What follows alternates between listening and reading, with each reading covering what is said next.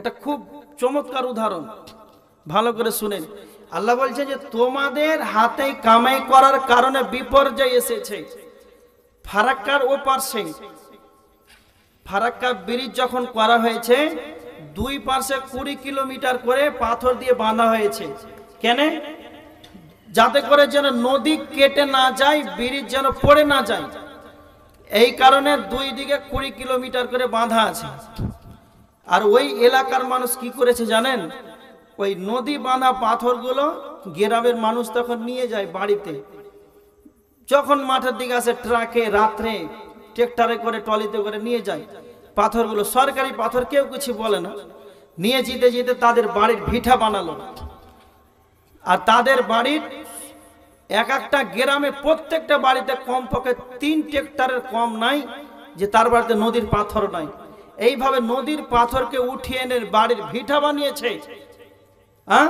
আর বাড়ির ভিটা যখন বানানো হয়েছে, এবার তখন নদী কাটতে আরম্ভ হয়েছে। আর নদী কাটতে কাটতে কাটতে পাথর তো আর নাই, আর নদী কাটতে কাটতে তাদের গ্রাম পর্যন্ত পড়ে গেল। তো এই দোষটা কাকে দিবেন? সরকারের দোষ না ওদের নিজের গ্রামের এলাকার লোকের দোষ? কার? নিজের দোষ। তো আল্লাহ এটাই বলেছেন যে বিমা কাসাবাত আইদিন নাস, এগুলো হলো তোমাদের হাতে কামাই করার ফল। আর একটা উদাহরণ আপনাকে দিচ্ছি, তবে ভালো করে বুঝতে পারবেন যে আল্লাহর গজবটা কেমন, হাতে কামাই করার ফলটা কেমন। মালদা আমাদের জেলা, মালদা টাউন থেকে মাত্র 15 কিলোমিটার একটা এলাকা আছে, নাম শুনেছেন কিনা, মেহেদিপুর বর্ডার। এই মেহেদিপুর এলাকাতে এক ব্যক্তি খুব বিড়ির নেশা, প্রচুর পরিমাণে বিড়ি খায়। আর এতই বিড়ি খায়, বিড়ি খেতে খেতে ওই ব্যক্তি খেতে জমিতে চাষ করতে গিয়েছে। আপনাদের জানা আছে কিনা, যেটা বাংলাদেশ আর এই ইন্ডিয়া যেটা বর্ডার, যেটা প্রাচীর দেওয়া আছে, তার দিয়ে বেড়া দেওয়া আছে, তো বেড়ার ও পাশে ইন্ডিয়ার জমি আছে অনেক, তার মানে 3 কিলোমিটার ওই দিক পর্যন্ত ইন্ডিয়ার ওগুলো জায়গা। তো এরা কিন্তু বর্ডার ওপার হয়ে চাষ করতে যায়। চাষ করতে যখন গিয়েছে বর্ডার পাশে এলাকার লোক, বর্ডার পার হয়ে একবার এসেছে জমি চাষ করতে, আর বিড়ি কিন্তু আনতে ভুলে গেল। এই বিড়ি এনেছে কিন্তু যেটা কি গ্যাস লাইট বলে, আপনারা চিনেন ওই গ্যাস লাইট, ওটা কিন্তু আনতে ভুলে গেছে। 2-4 ঘন্টা হয়েছে, তখন তার মিজাজ কিন্তু গরম হয়ে গেছে। কি করে খাবে বিড়ি? তখন বের করেছে, আর দেখছে গ্যাস লাইট কিন্তু আর নাই। তখন ইঞ্জিনিয়ারিং বুদ্ধি দেখেন, 11,000 তার ছিল, 11,000 তার। এখন কলমুর ডাল, ভাঙা ডাল, কাঁচা ডাল চালাচ্ছে 11,000-এর উপরে। ওখানে পুড়তে পুড়তে নিচে চলে আসবে, আর আগুনটা আমি ধরিয়ে বিড়িটা ধরিয়ে নেব। যেমনই কাঁচা কলমুর ডাল যখন ওপরে চালিয়েছে 11,000 উপরে, তার ছেড়ে ওর হাতের উপরে পড়েছে, আর হাত সঙ্গে সঙ্গে একদম পৌঁছে এই পর্যন্ত শেষ। মেডিকেল মালদা কলেজে নিয়ে গেল, বলছে আপনাকে যদি চাচা বাঁচতে হয় তাহলে হাত কেটে ফেলতে হবে, এই কারেন্টের পুরা কিন্তু আস্তে আস্তে ভিতরে যেতে পারে। তখন চাচা বলছেন যে হাত কাটতে হয় কেটে দেন, কিন্তু বাঁচতে তো হবে। এখন বর্তমান লোকটা বেঁচে আছে, তার হাত নাই। তো তার হাত নাই কেন, তার ইতিহাস হচ্ছে এটা, কিন্তু লজ্জায় কাউ বলতে পারে না। আমার আব্বা কিন্তু আমাকে একদিন গল্প করতে করতে এভাবে বলছিল যে তার এটাই তার প্রমাণ। তা আল্লাহ এটাই বলেছেন, পৃথিবীর বুকে যখন ভূমিধস দেখা দিবে, আল্লাহর গজব হলো বিমা কাসাবাত আইদিন নাস, এগুলো হাতে কামাই করার ফল। তোমরা যখন পাপ কাজে বেশি লিপ্ত হবে, আল্লাহর পছন্দনীয় জায়গা মসজিদ ফাঁকা হয়ে থাকবে, আর তোমরা মেলাতে, বাজারে, চায়ের দোকানে, ক্যারাম বোর্ড, ফ্রি ফায়ার, পাবজিতে যখনই ফাহিশা কাজে বেশি যখন লিপ্ত হয়ে যাবে, এই পাপের কারণে স্বয়ং আল্লাহর ক্রোধ বেড়ে যায়, আল্লাহ রাগান্বিত হন। আল্লাহ যখন রেগে যাবে, আল্লাহ তখন পৃথিবীর বুকে গজব নাজিল করবে রে। তো আমার আল্লাহ বলছেন আমি করলাম কেন?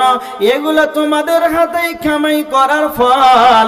লিযুযিকাহুম বা'দাল্লাযী আমিলু লাআল্লাহুম ইয়ারজিউন, আমি আল্লাহ তাদেরকে শাস্তি দিতে চাই, কেন কেন তারা যেন ফিরে আসে। ওমিক্রন করোনা ভাইরাস গেল, তো আল্লাহ বলছেন যে আমি যে এত বড় মহামারী একটা বিপদ দিলাম, তো এগুলো দিলাম কেন? এগুলো থেকে যেন তোমরা ফিরে আসো, যে আল্লাহ এত বড় গজব নাজিল করলে, তার মানে আমাদের পাপ অনেক বেড়ে গিয়েছে। তো এগুলো আল্লাহ বলছেন যে লাআল্লাহুম ইয়ারজিউন, আমি এগুলো দিলাম তাদেরকে শাস্তি, শুধু তারা যেন ফিরে আসে। তাহলে যখনই বড় বড় মহামারী অসুখ দেখা দিবে, তখন আপনার যদি মানুষত্বর জ্ঞান থাকে, বিবেক থাকে, চেতনা থাকে, উদ্দীপনা থাকে, তাহলে আপনি পাপ কাজ থেকে ফিরে আসবেন। এবার দেখেন একটা কথা বলি, এই করোনা ভাইরাস, ওমিক্রন ভাইরাস গেল, এগুলো আল্লাহর গজব গেল। আল্লাহ যেন আমাদেরকে আর এরকম দেখতে না হয়। এবার দেখেন আপনাকে এবার কি বলছি, পয়েন্টগুলো খুব মনে রাখেন। ইবাদত করার জন্য আল্লাহ আমাদেরকে পাঠিয়েছেন, ইবাদত হচ্ছে না, হচ্ছে পাপ। এই পাপ হওয়ার কারণে আমাদের কাছে গজব এসে হাজির হয়েছে। তো গজব পৃথিবীর বুকে মুসলমানকে মারছে, কাটছে, লাগা আছে। তো এটা আল্লাহর রহমত না এটা আল্লাহর গজব জানা আছে? এটাও আল্লাহর একটা গজব। এবার দেখেন নবীজি কি বলছেন। আল্লাহর নবী 1.5 লক্ষ সাহাবীকে সামনে করে বিদায় হজ্জের ভাষণ দিচ্ছেন। আল্লাহর নবী 1.5 লক্ষ সাহাবীকে সামনে রেখে বিদায় হজ্জের ভাষণ দিয়েছেন। নবীজি সেই সময় বলেছিলেন, আমার সাহাবীরা, আমি তোমাদের মাঝে থাকবো না। তারা তৌফিকুম আমরাইনি, আমি তোমাদের মাঝে থাকবো না। আমি তোমাদের মাঝে 2টি বস্তুকে দিয়ে গেলাম, যতদিন তোমরা একে আঁকড়ে ধরে থাকবে ততদিন তোমাদেরকে কেউ মারতে পারবে না, তোমাদেরকে কেউ যেন পথভ্রষ্ট করতে পারবে না। সেটা হলো লাউ তাদিল্লু মা তামাসসাকতুম বিহিমা কিতাবাল্লাহি ওয়া সুন্নাত রাসূলি। একটা হলো আল্লাহর কিতাব, দ্বিতীয়টা হলো নবীজির সুন্নাহ। আল্লাহ রসুল কি বললেন দেখেন। আল্লাহ রসুল বললেন, সাহাবীরা, আমি তো তোমাদের মাঝে থাকবো না, 2টা বস্তু তোমাদের মাঝে দিয়ে গেলাম, যতদিন তোমরা এই 2টিকে ধরে থাকবে আঁকড়ে, ততদিন তোমরা কেউ পথভ্রষ্ট হবে না। যদি তোমরা ছেড়ে দাও তাহলে তোমরা পথভ্রষ্ট হয়ে যাবে। একটা হলো কোরআন, আল কোরআন, আলিফ লাম থেকে মিনাল জিন্নাতি ওয়ান নাস, এটা পূর্ণাঙ্গ রূপে আপনাকে মানতে হবে। একটা উদাহরণ দিচ্ছি, খুব ভালো করে শুনেন, মনে মনে সবাই এটা বলেন। সাহাবীরা, ও রাসূলের সাহাবীরা, তোমরা কি করো? প্রথম নাম্বার প্রশ্ন মনে মনে সাহাবীদেরকে বলেন, সাহাবীরা তোমরা কি করো? সাহাবীরা বলবে, কোরআনে যা আছে আমরা তা করি। আবার দ্বিতীয় প্রশ্ন করেন সাহাবীরা, কোরআনের ভিতরে কি আছে? তারা উত্তরে বলবে, আমরা যা করি। তার মানে কোরআনে যা যা আল্লাহ বলেছেন, সাহাবীরা তা পূর্ণাঙ্গ রূপে তারা মেনে নিয়েছেন।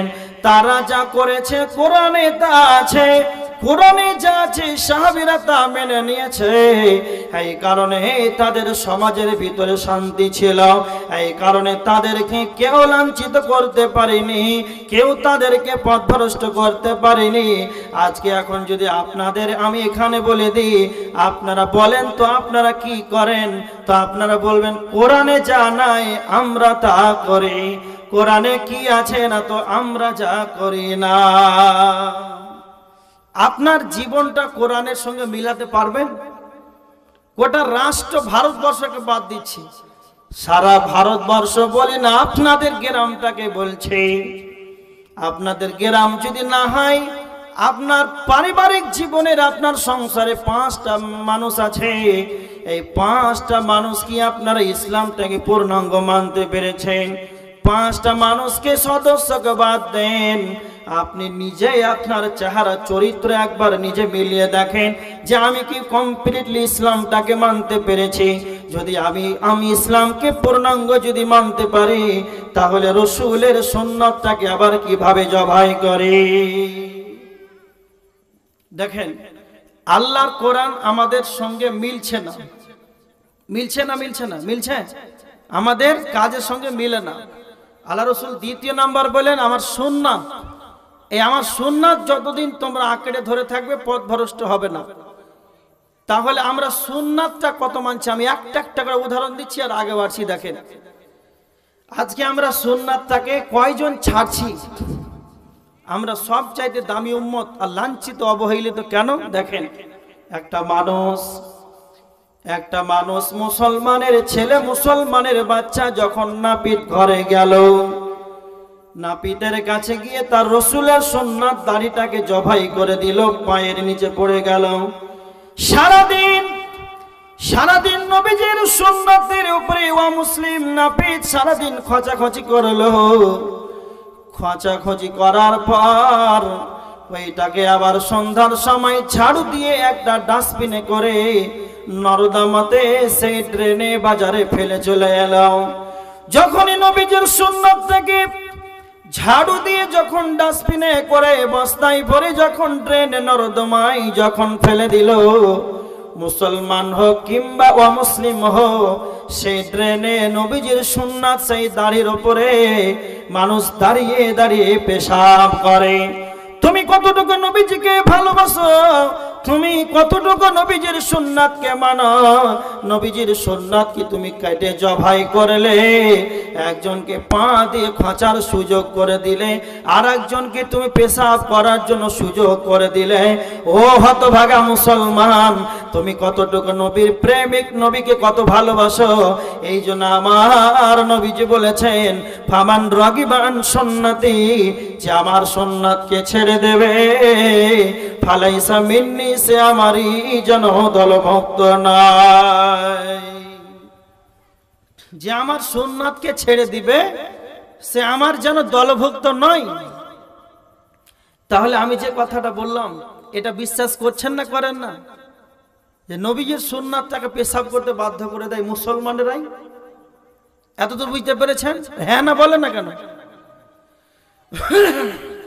তাহলে আমরাই যে সবচাইতে দামি উম্মত, আর আমরাই যে নবী প্রেমিক, আর আমরাই যদি কেটে পেশাব করে বাধ্য সুযোগ দিই, তাহলে আমরা আবার কতটুকু লাঞ্ছিত আমরা হব না, আবার কে হবে? কথাগুলো বুঝতে পারছেন? যে পদদলিত আমরাই না অন্য কারা? কেন হবে আমরা, ওরা কেন হয় না? নিজেকে আমি প্রশ্ন করছি, আমাকে আপনাকে নিয়ে শুধু কিছু কথা, অন্য কাউকে কিছু বলা দরকার নেই। এবার একটা হাদিস বলছি, খুব ভালো করে শুনেন। হাদিসটা কত গুরুত্বপূর্ণ হাদিসটা জানেন? আবু দাউদ শরীফের হাদিস, একবারে সহিহ হাদিস, 4297 নম্বর হাদিস, 4297 নম্বর হাদিস। আল্লাহর নবী সাহাবীদেরকে একদিন বলছেন, সাহাবীরা, ক্ষুধার্ত ব্যক্তিরা যাদের পেটে খাওয়ার নাই, ক্ষুধার্ত ব্যক্তিরা যেমন খাবারের প্লেটে যেমন ঝাঁপ দিয়ে পড়ে, অনুরূপ তোমরা মনে রাখবে পৃথিবীর বুকে যতগুলো বেজাতি আছে, অমুসলিমরা আছে, মুসলমানদের পক্ষে এরা বিপক্ষ হয়ে যাবে। সাহাবীরা তোমরা মনে রাখো, ক্ষুধার্ত ব্যক্তি যেমন খাবারের প্লেটে যেমন ঝাঁপ দিয়ে পড়ে, অনুরূপ সারা পৃথিবীর বুকে যতগুলো অমুসলিম আছে, যতগুলো অপরিক্ষিত দল আছে, যতগুলো পৃথিবীর বুকে তাদের দল মতনৈক্য তাদের রয়েছে, মুসলমানকে মারার ব্যাপারে তোমাদের বিপক্ষে তারা হয়ে যাবে। তাদের উপাসনালয় আলাদা হবে, কেউ মন্দিরে যাবে পূজা করবে, কেউ মাটিকে নিজে তৈরি করে মূর্তি বানাবে, কেউ গণকের কাছে যাবে, কেউ মন্দিরে যাবে, কেউ গির্জাতে যাবে। তাদের রুচি আলাদা হবে, তাদের উপাসনালয় আলাদা হবে, কেউ ভাত খাবে, কেউ ভাত খাবে না, আবার কেউ রুটি খাবে, তাদের খাবার আলাদা হবে। সমস্ত কিছু এদের আলাদা থাকার পরেও তাদের একটাই মাথায় কাজ করবে, সমস্ত দল একত্রিত হয়ে একটাই, তাদের মতানৈক্য হবে না, তাদের একটার ব্যাপারে তারা ঐক্যমত হবে। মুসলমান কটাকে কেমন করে দুনিয়া থেকে বিদায় করা যাক, এদেরকে কেমন করে দুনিয়া থেকে উঠিয়ে দেওয়া যাক, এদেরকে কি করে মারা যাক। এদের সকাল সন্ধ্যা না খেয়ে খেয়ে চিন্তা করবে, এরা অন্য কাজে চিন্তা করবে না। এদের একটাই চিন্তা থাকবে কেমন করে মুসলমান কটাকে মিটিয়ে দেওয়া যাক। ওই সময় একজন সাহাবী উঠে দাঁড়ালে, সাহাবী নবীজিকে বলছেন, ইয়া রাসূলুল্লাহ, আল্লাহর নবী, সেই দিন কি আমরা সংখ্যাতে কম হব? সেই দিন কি আমরা সংখ্যাতে কম হব? ওই সবাই নবীজি বলছেন, সাহাবীরা রে, সেই দিন তোমরা সংখ্যাতে কম হবে না, তোমরা সংখ্যাতে অনেক বেশি হবে, কিন্তু তোমাদের অবস্থা কেমন হবে তোমরা কি জানো?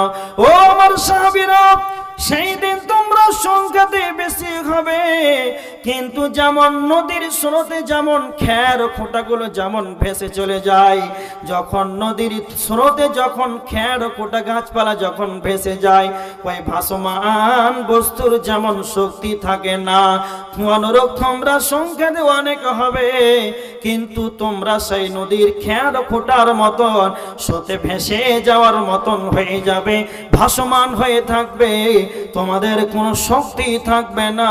সারা ভারতবর্ষের মাটিতে ৪৫ কোটির অধিক মুসলমান আছে। ৪৫ কোটি মুসলমান থাকার পরেও যেন মুসলমান, যখনই আমাদের সরকার যখন মুসলমানের বিপক্ষে কোনো রায়টা করে দেয়, তালাকের ব্যাপার হোক আর কিংবা অন্য কিছুর ব্যাপার হোক, তখন মুসলমান এত কোটি থাকার পরেও তাদের কোনো হাইকোর্টে তাদের কথা বলার মতন কারো সাহস নাই, সুপ্রিম কোর্টে আদালতে কারো মাথা উঁচু করে দাঁড়াবার ক্ষমতা নাই, তাদের কোনো শক্তি নাই। এরা সংখ্যাতে বেশি হবে, কিন্তু আমরা সত্যি যেমন ভাসমানের মতন হয়ে গিয়েছি। আজকে আমাদের সারা পৃথিবীর বুকে ১৯৫টি দেশ আছে, আর ১৯৫টি দেশে মুসলমান রাষ্ট্র আছে ৫৭টা। সারা পৃথিবীর ইহুদিদের দল, ইহুদিদের রাষ্ট্র আছে ৫০টা, অন্য ধর্মদের রাষ্ট্র আছে হিন্দুদের ১০টা কিংবা ২০টা, অন্যদের এতটি ৫৭টা রাষ্ট্র অন্য কোন ধর্মের নাই, কিন্তু মুসলমানের রাষ্ট্র রয়েছে ৫৭টা। এর পরেও এদের দেখেন কোনো শক্তি হলো না। মায়ানমারের মাটিতে মানুষকে পেশ করে তাদেরকে চামড়া গুঁড়ো খালানো হলো। চাইনার মাটিতে মানুষকে ১০০০ মানুষকে বেঁধে দেওয়া হয়েছে, আর একজন মানুষকে ১০০০ মানুষের সামনে মহিলাকে ধরে এনে তার স্তনকে কাটা হচ্ছে।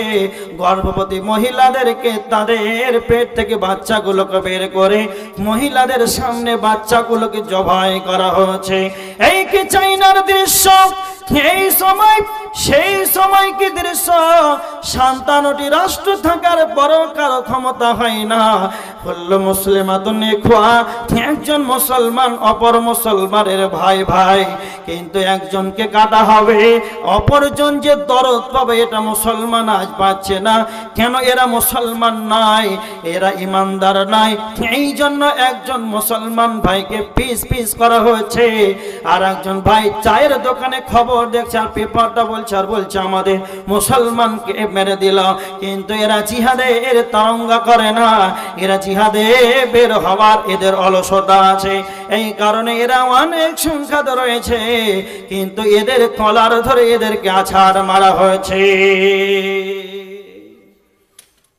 এটা সংখ্যাতে অনেক বেশি, কিন্তু এরা আজকে আমাদের সংখ্যাতে বেশি থাকার পরেও আজকে আমরা লাঞ্ছিত, অপমানিত, আমরা আজকে খেয়ার খুঁটা স্রোতে ভাসমানের মতন আমরা আজকে আমাদের অবস্থা।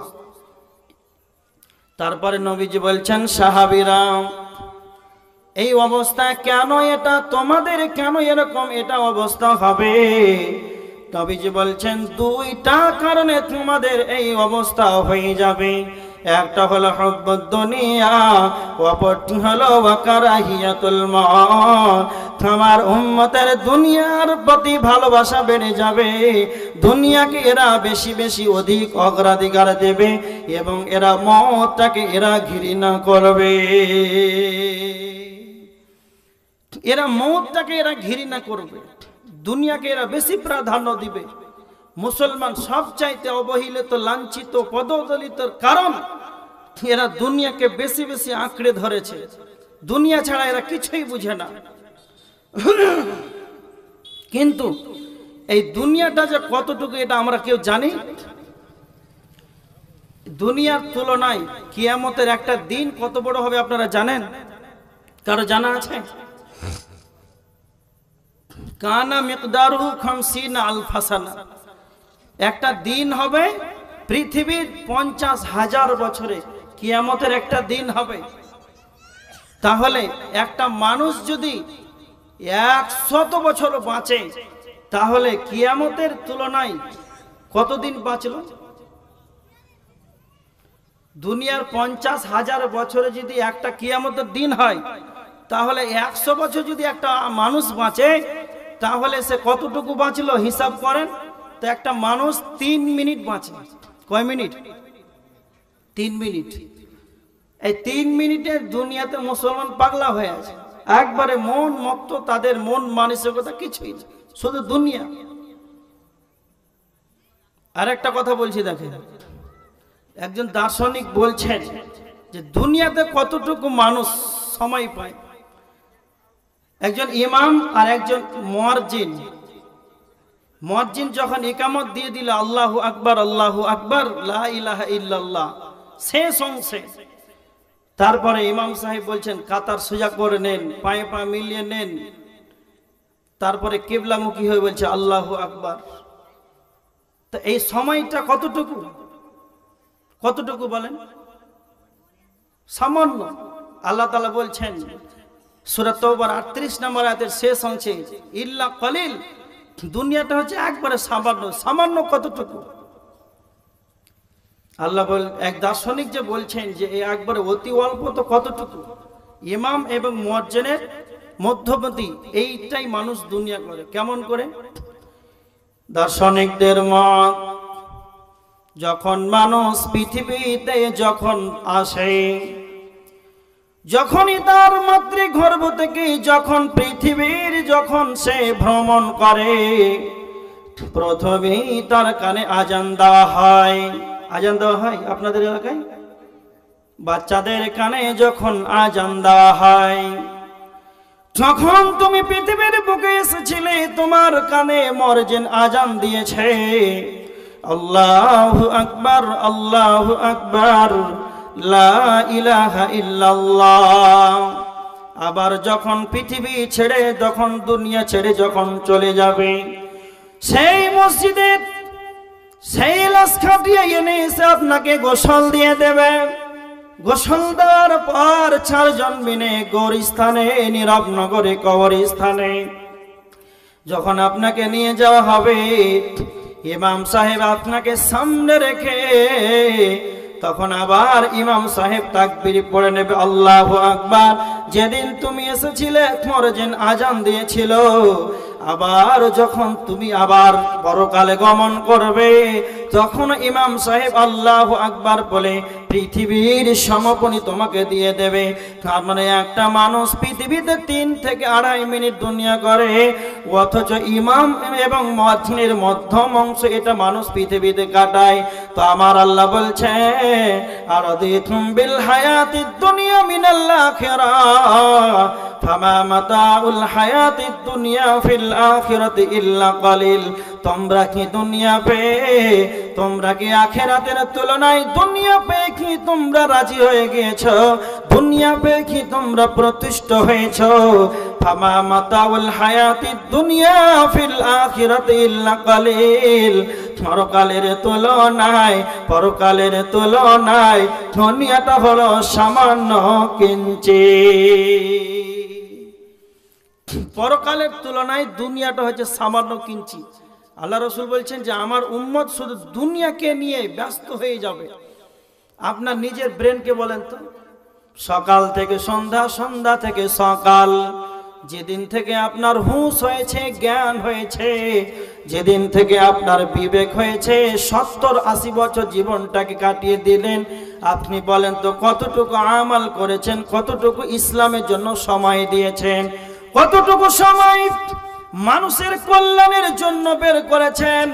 আপনি যে সবচেয়ে দামি উম্মত, কুনতুম খায়রা উম্মাতিন উখরিজাত লিন-নাস, তোমরা এই যে সবচেয়ে দামি উম্মত, তো কেন তোমরা কি সেটা জানো?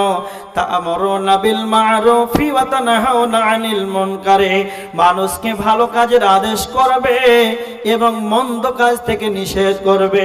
তুমি বলো তো তোমার বিবেক দিয়ে একটা মানুষ তুমি 24 ঘন্টায় কতটুকু মানুষকে ভালো কাজের দিকে আহ্বান করেছো? মন্দ কাজ থেকে তুমি কতক্ষণ বিরত থাকতে আল্লাহর পথে সময় দিয়েছো? তোমরাই যে দামি উম্মত, তোমাদের যে দাওয়াতি কাজ করতে হবে এটা তোমাদের ধ্যান ধারণা নাই। তোমরাই যে দামি উম্মত শুধু কোরআন হাদিস থেকে শুনছো, তোমাদের কি বিবেকে এটা নাই? কেন কেন আমরা দামি? আমরা কেন দামি? নূহ নবী পৃথিবীতে এসেছিলেন, মুসা আলাইহিস সালাম এসেছিলেন, এরা নবী এসেছিলেন, তাদের যারা কম ছিল, মুসার যারা কম ছিল, নূহ নবীর যারা কম ছিল, যারা ঈমান এনেছে, কিন্তু তারা ঈমান আনার পর তাদের কাজ ছিল না, নবীর যেটা দায়িত্ব সেটা ও তার নবীর যেটা কাজ ছিল দাওয়াতি কাজ, সেটা কিন্তু তার কওমের প্রতি ছিল না। মুসার যেটা কাজ ছিল, মুসার যেটা দাওয়াতের কাজ ছিল, সেটা তার যারা মুসাকে মেনে নিয়েছে, মুসাকে নবী বলে মেনে নিয়েছে, তার উম্মত, তার কওমের কাজ কিন্তু ছিল না যে দাওয়াত দেবে, এটা নবীদের ছিল না। কিন্তু আমরা শেষ নবীর উম্মত, আমাদের নবী যা কাজ করেছেন, নবী যা করেছেন, মানুষকে সালাতের কথা বলেছেন, ভালো কাজের আদেশ দিয়েছেন, খারাপ কাজ থেকে নিষেধ করেছেন, নবীওয়ালা কাজ নবী যা করেছে উম্মতের উপরে তা পরিবহন করার জন্য তা নবীজি বলেছেন, উম্মত আমি তোমাদের মাঝে থাকবো না, আমি তোমাদের মাঝে থাকবো না। আল উলামা ওয়ারাসাতুল আম্বিয়া, এরাই তার মানে আলেম ওলামা, যারা ইসলামের জ্ঞান অনুশোচনা করবে, যারা জ্ঞান গরিমা বিবেক সন্ধান আলোচনা করবে, যারা এই কোরআন হাদিসকে ঘাটাঘাটি করবে, জানার পর মাইরা মানবে এবং মানুষদেরকে নসিহা করবে, বুঝাবে নবীর যা কাজ উম্মতে মুহাম্মাদীর, এই উম্মতের তা কাজ, এরা ভালো কাজের আদেশ করবে, খারাপ কাজ থেকে নিষেধ করবে। আজকে বর্তমান সমাজের মানুষ, আমরা নিজে বাড়ি ঘর টাকা পয়সা ব্যাংক ব্যালেন্স নিয়ে আজকে আমরা আত্মহারা হয়েছি, ইসলামকে বলে আমরা ভুলে গিয়েছি যে আমাদের কি যে ইসলাম বলে আমাদের যে ধর্ম, শান্তির ধর্ম, আমরা আজকে শান্তি পাচ্ছি না, আমরা আজকে ইসলামকে না মানার কারণে। একজন ইমাম সাহেব ওকে যে মসজিদে রাখা হয়েছে, ওই যে কোরআন হাদিসের আলোচনা বলবে উনি, আর সারা গ্রামের মানুষ মদ খাবে, জুয়া খেলবে, ওদের কোনো দায়িত্ব নাই? একটা পারিবারিক সাংসারিক জীবনকে তাকে গচ্ছিত করে তাকে আদেশ দিতে হবে, সে একটা পরিবারের মালিক, প্রত্যেকটা মানুষই দায়িত্বশীল। এরকম ভাবে যদি আমরা ইসলামকে কানুরূপে যদি আমরা মানতে পারতাম, তাহলে আমাদের এই অবস্থা হতো না। নবীজি দ্বিতীয়বার বলছেন ওয়া কারাহিয়াতুল মউত, আমার উম্মতের আর একটা দোষ, এদের একটা অসুখ, যে এরা মৃত্যুটাকে ঘৃণা করবে, এরা মরণকে ভালো লাগবে না, মরণকে এরা চাইবে না। কেন? যতগুলো এখন আমার সামনে মানুষগুলো বসে আছেন, আপনাদের বিবেক, আপনাকে বলছি না যে উত্তর দেন, আপনার নিজের বিবেকে একবার বলেন তো যে আমাদেরকে মরতে ইচ্ছা করছে? কথা বলেন, মরতে ইচ্ছা করছে? ইচ্ছা করছে না। তো এটাই আল্লাহ রাসূল বলেছেন যে কারাহিয়াতুল মউত, আমার উম্মত মরণকে ভালোবাসবে না, ঘৃণা করবে। একটা মানুষ 80 বছর পার হয়ে গিয়েছে, তার যেন গড়গড়া শুরু হয়ে গিয়েছে, মালাকুল মউত আসবে কি আসবে। সেই সময় ওই সময় তার বেটাকে বলছেন, ভাতিজারে তাড়াতাড়ি করে আমাকে যেন রায়গঞ্জ হাসপাতালে নিয়ে যাওয়া হয়। রায়গঞ্জ বলছে না, এখানে হবে না, মালদা সদরে নিয়ে যেতে হবে। মালদা বলছে এখানে হবে না, কলকাতা পিজি নিয়ে যেতে হবে। কলকাতা বলছে এখানে হবে না, ব্যাঙ্গালোর নিয়ে যেতে হবে। চাচার শেষ সময় বাঁচার জন্য রায়গঞ্জ থেকে মালদা, মালদা থেকে কলকাতা থেকে ব্যাঙ্গালোর পর্যন্ত যায়, কেন তাকে মর থেকে ভালো লাগে না, মরতে ভালো লাগে না, যেন বাঁচার চেষ্টা করে। একজন দার্শনিক বলেছেন, মানুষ যদি চেষ্টা করে জাহান্নাম থেকে বাঁচব, একটা মানুষ যদি চেষ্টা করে জাহান্নাম থেকে বাঁচব, তাহলে সে জাহান্নাম থেকে বাঁচতে পারবে। কিন্তু একটা মানুষ যদি চেষ্টা করে আমি মরণ থেকে বাঁচব, পশ্চিম কালেও মানুষ মরণ থেকে বাঁচতে পারবে না। আজকে আমরা মরণ থেকে যা বাঁচার চেষ্টা করছি, জাহান্নাম থেকে বাঁচার চেষ্টা তা করে না। একটা মানুষ জাহান্নাম থেকে বাঁচার চেষ্টা করে না, মৌত থেকে বাঁচার জন্য রায়গঞ্জ থেকে Malda, Malda Kolkata, PG, PG London পর্যন্ত যায়। কিন্তু একটা হতভাগা মানুষ জাহান্নাম থেকে বাঁচার জন্য মসজিদে ঢোকে না। একটা মানুষ জাহান্নাম থেকে বাঁচার জন্য মসজিদে কিন্তু যায় না, কিন্তু মৌত থেকে বাঁচার জন্য অনেক পরিকল্পনা করছে, অনেক চেষ্টা করছে, কিন্তু এটা পশ্চিমকালেও তা কোনোদিন সম্ভব হয়নি, তা হবেও না, মরতেই হবে। তাহলে আজকে উম্মতে মুহাম্মাদিকে মরতে ভালো লাগে না, খুবই খারাপ লাগছে।